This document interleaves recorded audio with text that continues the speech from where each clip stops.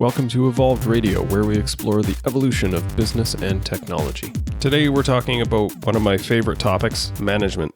Earlier this year, I found a software tool that filled a gap that I've struggled with for years, both as a manager in previous roles, but also the managers that I've coached. Keeping notes for meetings, one-on-ones, sharing deliverables, and providing feedback. There are a lot of things that you have to keep track of in an organization, especially if you're managing a large group of people. There are some tools that can help with some of these, but it's always imperfect. Then I found Fellow.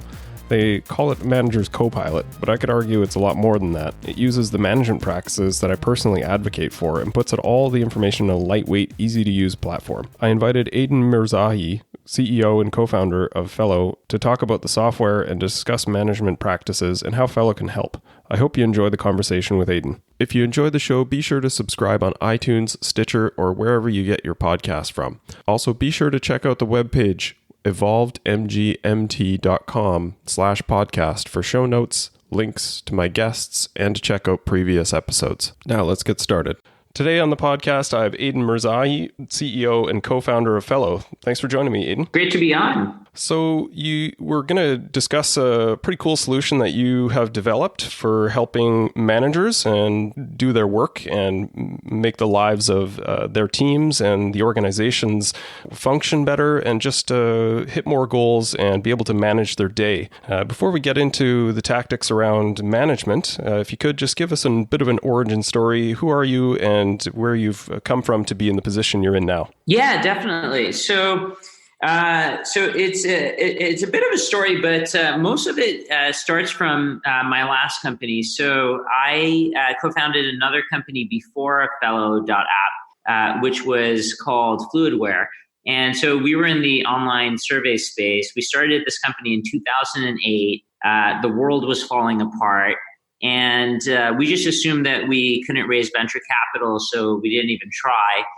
But we bootstrapped the company to just about 100 people, and then we sold the company to SurveyMonkey. And our company became what was SurveyMonkey Canada. And so the reason I tell that story is because the idea for Fellow actually started with our adventures in building up Fluidware and then selling it to SurveyMonkey. And so when we had started that company, I was 21. My two co-founders were 19. We didn't know anything about anything. And so the way that we would actually learn things was by using software. So, and what I mean by that is, so if you don't know anything about sales, but you start using a Salesforce, you'll start to get some best practices or at least some common workflows about what sales is all about. Similarly with marketing, if you use a Marketo or you use a MailChimp, you'll start to get some basic elements of what marketing is and what, best practices are. And that kind of makes sense, right? Because, what is software to begin with in the enterprise? Like the vast majority of earlier software was about taking best-in-class workflows and then digitizing them and making it really easy for everybody to kind of do the same things. And, as we were growing the team and we started to become more successful at the last company and we started hiring people, the first question that we asked ourselves was, now we're managers, and then shortly thereafter, we became managers of managers. And we always wondered, where is that equivalent tool for managers of people? In the same way that you become an account manager and you get access to Salesforce, why isn't there that equivalent tool for managers? You get promoted to be a manager, you get hired as a manager. Why can't there be that, equivalent tool? And so we looked for it. We did not find it. And so, what we did, and, what I assume a certain portion of people do when they want to learn how to be a manager or be better at management, they might go on Amazon and search for management books. And if you do that today, there's over 70,000 titles. And every year there's thousands more. So clearly there's this hunger and demand for getting better at this art. But we didn't, but that was it. And so that kind of perplexed us for that whole period. And a decade later, we kind of looked out and we said, maybe there's something today. And there still wasn't. So we decided that we should be the ones to build it. And so, the idea behind Fellow was we wanted to build it to be a manager's co-pilot, this tool that was super lightweight, that kind of helped you put into practice all the best practice workflows that great managers do, and just made it easy and second nature so that great management could scale across a company. Yeah, you hit on something that I find really kind of perplexing, as you said, about management, is that a lot of it is acquired knowledge, and it is kind of a dark art. The people build their management framework, for lack of a better description. It's often just sort of, going by gut or mimicking previous managers that they've had. And that maybe has some good elements to it, but it often has some terrible elements to it. So I find it really fascinating that despite all of the books that are available on, what being a great leader is, it's often very sort of touchy-feely. It's not really about tactics and sort of direct best practices. It's more the CEO office, which I describe as inspiration, and the manager or the COO office is much more about perspiration. But no one really gives you the playbook for that. So I find it really interesting that you identified something similar that I did, that this was sort of a gap in the market, that it's truly amazing that it's taken this long for someone to really tackle that. So I applaud you guys for putting something in place. I think it's desperately needed. Yeah, I mean, it's just perplexing. So the other fun facts around this are, so when you actually look at the stats, so it turns out when people leave companies, 50% of the time, they're actually leaving their direct manager and not the company. And 70% of the things that actually affect employee engagement, which is in crisis mode everywhere right now, 70% of that is due to your direct manager. So, with all this stuff said, I mean, and especially in tech world and, all the fast growing companies and organizations in the world, we're constantly taking, junior folks, the best designer, the best developer, we're turning them into managers, which is totally cool. And we should keep doing that. But it's strange that we're not giving them something to kind of help in the process. And, this goes way beyond training. How many people do you know that are trained to do all the right things but don't necessarily do it, right? It's trainings and it's systems together that really makes the move. Yeah, 100% agree with that. I often joke that you wouldn't let just anybody manage your books. You would probably want to get a CPA or someone to be your accountant. Yet you'll hand over a $2 million business unit full of 12 staff and just say, you'll do great. Here you go. Over to you. I'm sure you'll figure it out. You'll do fine. There's really no framework or methodology that's applied. It's just assumed that people will understand how to do this stuff. I think it's incredibly dangerous in a lot of situations. Yeah. And then, it's a lot of things that you touched on, but, the other part of this is the world of management is starting to change too, right? So part of this is like, if you kind of like really go back in time, management, a lot of what used to happen, say, I'm going to rewind 30 years ago, so it's far enough back, so this is easy to talk about. But, like a lot of management used to be task delegation and project management stuff. And what's happened is over the course of time, there's more and more software out there. And a lot of those tasks that used to take managers, say, a longer period of time to do are now just easier to do. There's just better software that makes those things easier. And so now managers are actually able to focus on some things that maybe weren't as relevant before, such as coaching, career development, and giving constant feedback to folks. And so now there's actually time to do those sorts of things because a lot of the other things are taken care of. And it turns out that those things are actually can have a much broader impact than some basic task delegation and things of the past. That's one change. And then the other one, which is really big as well, is that the world of management is changing in terms of what we used to call performance management. You probably heard that all these big companies like General Electric and Deloitte and Microsoft, all these companies are getting rid of their annual performance review cycles, all that stack ranking that used to happen. All that is out the door. Adobe recently did this. And so what's happening is all those things are being replaced. And instead of what used to be there, now there's this concept of constant conversations. So, if you think about it, it makes no sense. Why wait until the end of the year to give your staff feedback about, how they've been doing? That makes no sense, because if you had told them earlier, they would have had, say, maybe 9 months to actually improve on those things. So, and a lot of this stuff comes from where, a lot of these things are innovations from the world of tech. As you know, so with agile software, we're constantly basically, as opposed to using a waterfall method, we're using agile method. If you look at the world of startups and this concept of minimum viable products, why wait to build this really big product and only find out that it's not the right product for the market? Why not start with like a way smaller piece of that that's minimally viable and get that to market and get feedback on it? It's just the same thing. So instead of this concept of like, let's wait a year and work in these large batches, let's work in small batches and constant conversations. And all this to say is like the methodologies of management are also changing. So in combination with what I mentioned previously around, software has made it easier for managers to do a lot of their previous tasks, and now they have more time to engage in these other things. These two forces in combination are really changing the way organizations work. And not everyone is quite there yet. I feel like companies in the world of technology are adopting to some of these things faster, but the rest of the world is still adopting. But we see a very rapid adoption cycle in the way that people are changing the way that they work.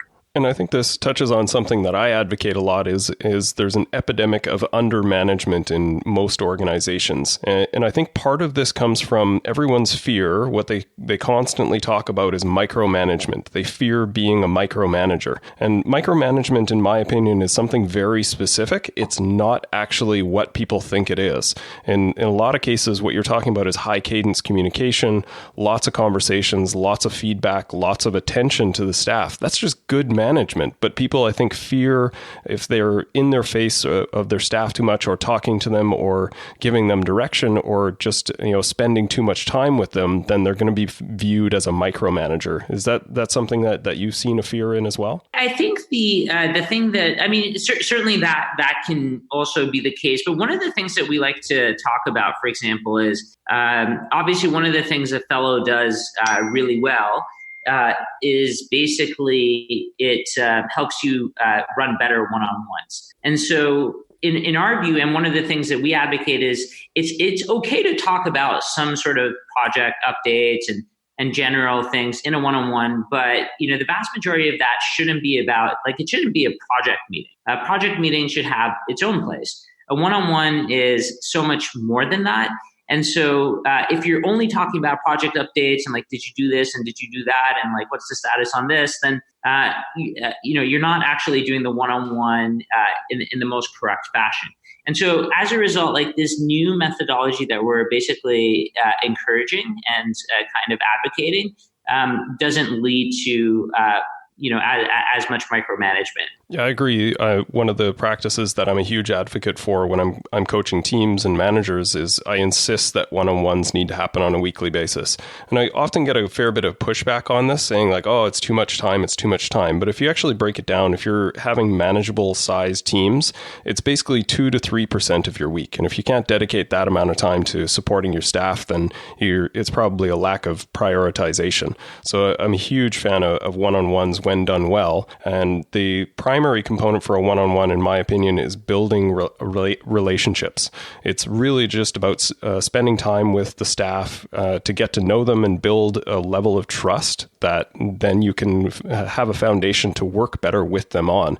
It's not about telling them what to do or directing them per se. It's really much more about building that relationship and focusing on the work and the people, but building a bridge between those two people. Yeah. Relationships are pretty core to, what we feel is important at Fellow. Some people call Fellow like the best way to manage your relationships at work. And so, relationships are definitely a core of that. It's also things like obviously consistent feedback. And it's not always, a lot of people think about feedback as like, hey, you could have done this better. But it's also about things like, hey, this thing that you did, that was great. Because oftentimes if there isn't that positive feedback, the other party might think that, oh, okay, like this, I guess what I'm doing is maybe not as great, so maybe I stop doing that. And so it's really both ends of that. But it's also things like career conversations. It's also unblocking the other party or your direct report on things like, so what are you struggling with today? How can I help? What can I do to move things faster for you? Are you getting the information that you need from the other teams? Like, how do you find working with this person? how do you think our team is perceived in the company overall? Like, if you were in my shoes, what would you do differently? It's all those different conversations. And, one of the things that we wanted to do in Fellow was really just give people those suggested topics. So obviously we facilitate the one-on-one discussion, and Fellow does a lot more than just that. But we also give you these suggested topics that are basically intelligently suggested based on who you are and a bunch of different factors. And it really makes it easy. So if you're curious and you're not sure how you should start one of these things, or you don't have enough topics to add, one of the things that, again, like with the advent of smarts and software, is like we can actually suggest things that you should be talking about. Yeah, you guys had a infographic or a market download recently that had 200 questions to ask in a one-on-one. I thought that was awesome, because it really is about just asking more questions and digging around, right? It's not that the conversation will necessarily flow easily the first few times. So to be able to arm the managers with some exploratory questions, I think is really helpful to grease the wheels on this stuff. Yeah, we did a lot of work on that. And, those 200 questions were, basically the best questions that we had researched from all the best management thinkers on the topic. And so that's something that I definitely recommend for readers to check out. And it's just on the fellow.app blog. The other one, which we're pretty proud of, is this piece that we wrote about what we call a 10X manager. Or what we actually refer to within the company as super managers. And so the reason that we think that blog post is very, very interesting is, like, oftentimes in the world of organizations, we often tend to think that, when a team is not performing, it's the people on the team that are the reason for it. But obviously in the world of technology, there's always, a lot of people talking about things like 10X engineers. And there was this great big debate about this on the internet very recently. It was quite controversial on Twitter. But, one of the things that we think about at Fellow is that it's not even about the individual contributors.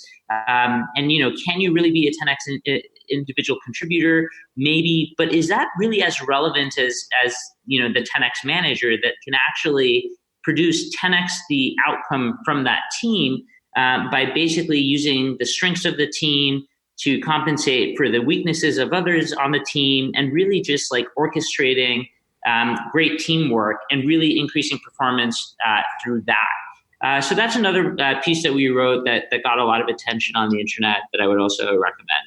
So the Fellow app is built around what I would see as a very familiar framework. And part of the reason that I was really excited about the app when I saw it is that it basically is directly in line with what I'm coaching my clients and people that I work with, or just the things that I'm advocating for managers to do, which is one-on-ones, feedback, and coaching.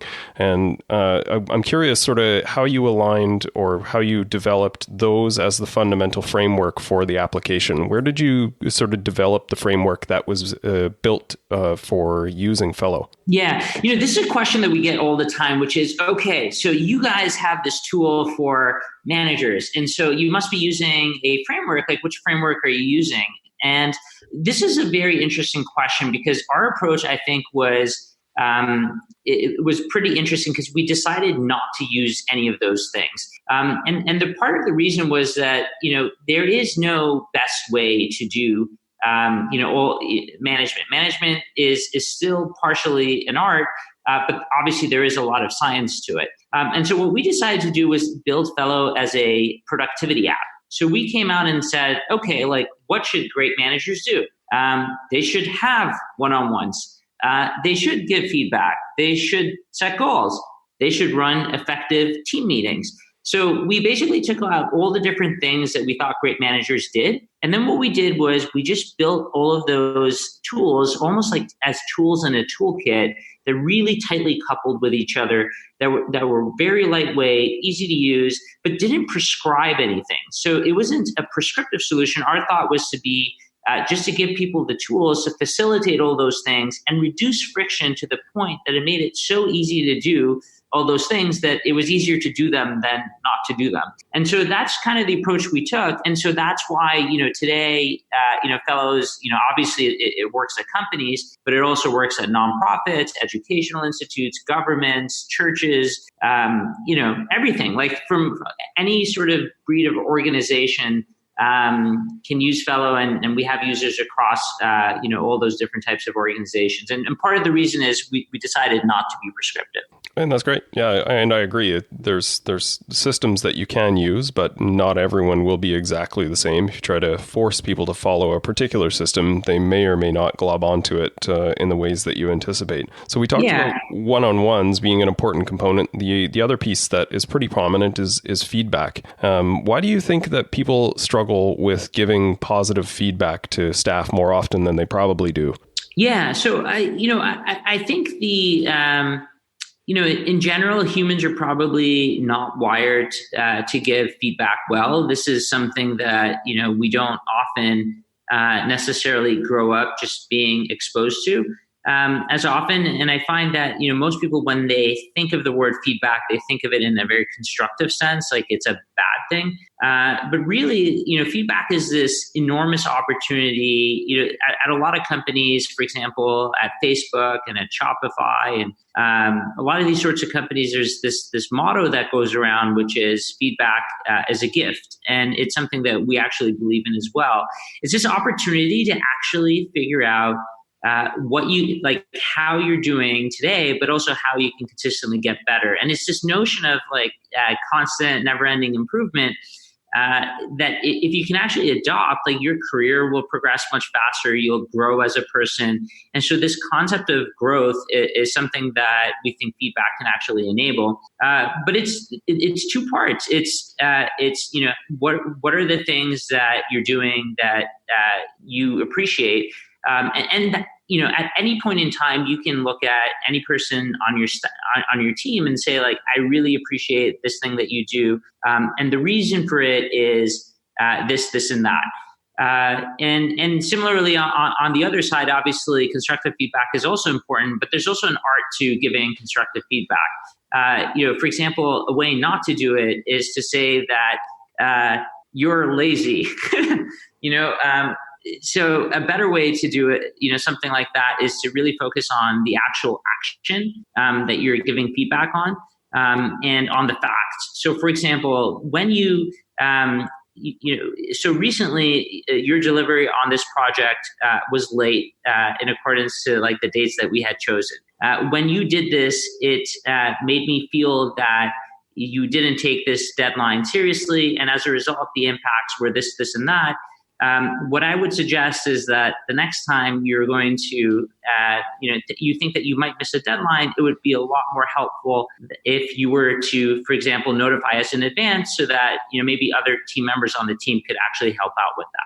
And so, what we did there was, obviously, we pointed out the facts, we pointed out the impacts, and then obviously there was a suggestion of what could have been done better. So, and these are things that we talk about on our blog. But again, these are also templates and things that Fellow just has baked in within the product that also make these things easier to do. So I think one of the things that junior managers or managers without a lot of training or development struggle with is moving from an individual contributor, recognizing that their contribution to the organization is now the contribution of the team, not as them as an individual. So can you talk a bit about how you feel that managers help the team with workload and prioritization, and the importance of that switch from individual contributor to, as you described, more an orchestrator for the team going forward?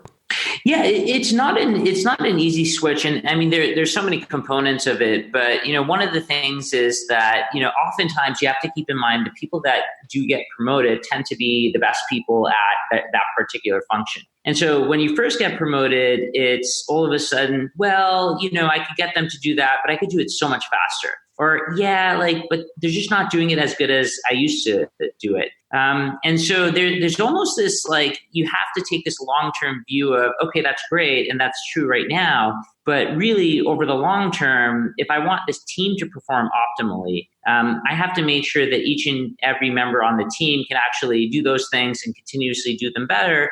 And while it may seem slower at first, that's the way that over the course of time, like this team can effectively move a lot faster. And part of the ways that you can almost think about this is you want to get to the point where each person on your team is using their strengths as much as possible and always getting better at those strengths, and also understanding that where there are weaknesses, it's not always about like fixing every weakness for every person on your team, but rather can there be another person on the team that can actually fill in on that weakness and kind of fill the gaps. But collectively, as a team now, you have this super high performing group of people that, again, everybody uses their strengths. They make up for their weaknesses. They're constantly getting feedback and they're getting better at what they're doing. And so over the course of time, there's just this compounding effect of this team continuously getting better. So, a manager is only like, one of the things that you have to think about is, because the manager exists, because the manager is part of that team should produce a significant amount more value than if they were not involved with the team. So that's kind of the value. Like, the manager has to be a performance enhancer for that team as a whole. Yeah, that's great. The managers are the growth engine for most organizations, but it's often a bit of a maligned role. And I hope that the change in awareness and the understanding of the importance of that role going forward and how it can really accelerate the performance of the team when done right is something that is definitely coming more into fashion. So with that, it's huge. Yeah, with that, how would you give us a breakdown on the things that we've talked about, facilitating the function of the team, supporting the individual contributors, providing one-on-ones and facilitation? How does Fellow support the manager and the organization in that effort? Yeah, I mean, so one of the other things that is obviously important in all of this is this concept of managers. Obviously, like you're managing individual people, but you're also managing groups of people. And so, for example, one of the other things that you're doing is you're facilitating meetings. So Fellow has this team meeting component that allows you to collaborate on agendas ahead of the meeting, allows everybody to kind of participate and add talking points and take notes, but also capture action items, coming from that meeting. And so if this is a recurring meeting, it also makes it really easy for all those action items from last time to sort of carry over forward to this week's meeting, for example, so that you can keep track of those things and make sure that the things and the commitments that were made are actually sort of completed. So a lot of what I'm talking about, like, these are best practices that, people who facilitate meetings would actually know. But what Fellow does is it just makes it so easy and frictionless that everybody can participate and always carry forward these best practices. So to some extent, what it does is it just takes all these best workflows, make sure that not only can one manager do it, but it makes it easy for all managers within the organization to do those same great things. And once everybody's doing something the same way, it just becomes part of the organizational DNA. It's really interesting. I don't know if you've heard this sort of story about there was this General Motors plant, and I believe it was in the 1980s. Have you heard this story? Yeah, in California, it's the basis of the movie Gung Ho. Yeah. Oh, really? I didn't know there was a movie on it. I should definitely watch it. But for the listeners who haven't heard the story, but basically this was GM's worst plant. By far. Like the employees would go on strike often. Absenteeism was in the 20% range. Like, things were so bad that employees would actually go out and sabotage the equipment. And then there was a joint venture between GM and Toyota. It was called NUMMI, and that joint venture all of a sudden completely changed things. So that plant went from being one of GM's worst to being one of GM's best. The absenteeism that was 20% dropped to 2%. Like, everything completely changed. And the most interesting part about it was that none of the employees were actually changed. All the same troublemakers in the last plant continued to stay, but somehow the plant completely turned around. And the conclusion by the person who was actually the director running the plant was that most organizations, what they try and do is they try and change everyone's belief system. But actually, the way to change an organization is not to change your belief system first. It's by changing what people do. And by changing what people do, then you're able to actually change what people believe. So they went in and introduced a great new system. And so that's one of the things that we took inspiration from at Fellow, is that we wanted to put into place those great systems so that people start doing things the right way. And eventually their beliefs around management and how effective it can be can change over the course of time. That's amazing. And I guess I love the tool. I've used it a little bit in the early access program. And I think one of the parts that really sells it is, like you said, is the collaboration component is really key. And it also that it's lightweight and it is sort of intuitive and sort of prompts you and nudges you to do certain things and to follow up on certain things and sort of gives you a bit of a hand up, like you said, a bit of a co-pilot, right? I think that to me is probably the distinction on why this works well over some of the existing tool sets that reasonably you could use for this. I mean, you can use email, you can use like some Microsoft tools and things like that, but I think the sharing and the collaboration on those tools are still very, very cumbersome. And I love the fact that it works more fluidly in Fellow. Yeah, I mean, we've taken a lot of inspiration from, a lot of people compare us to, modern tools like Slack and Asana and Trello. So we've kind of taken all these new concepts and weaving them into this modern, clean looking, easy to use interface. And remember, this is the sort of thing that ends up getting used by everybody in the organization. And so you have varying, tech savviness throughout an organization. So the only way to actually make software work in modern days is just got to be dead simple. People don't have the time or patience to watch video tutorials or to read things. It's just got to make sense off the bat. And as you know, with all of us carrying around these modern smartphones and everything else, it's just the bar is so much higher for what aesthetically pleasing software looks like and intuitiveness looks like. Everybody has an opinion on this stuff. The bar is so much higher, but I think what it does is it makes software in general better for everyone. And you guys do have integrations with some of the more popular platforms like Slack and Asana, those other tools, right? Slack, yes. Office 365 and kind of the Google suite. But Asana and some of these other sorts of tools are also on our roadmap and will be available in the not too distant future. Awesome. Well, really appreciate your time and the work that you guys are doing to build like I said, I think a really relevant and necessary piece of software. If you could just tell people where they can find you and if they want to know more about Fellow and maybe give it a whirl, where they should go. Yeah, definitely. So I think by the time that this podcast is published, we actually, our go live date where we become publicly available is on September 18th. But if you go to www.fellow.app, you can find out, sign up. We have a really, really great free plan. So check it out and you can actually use it free forever in that way. And I'm also on Twitter.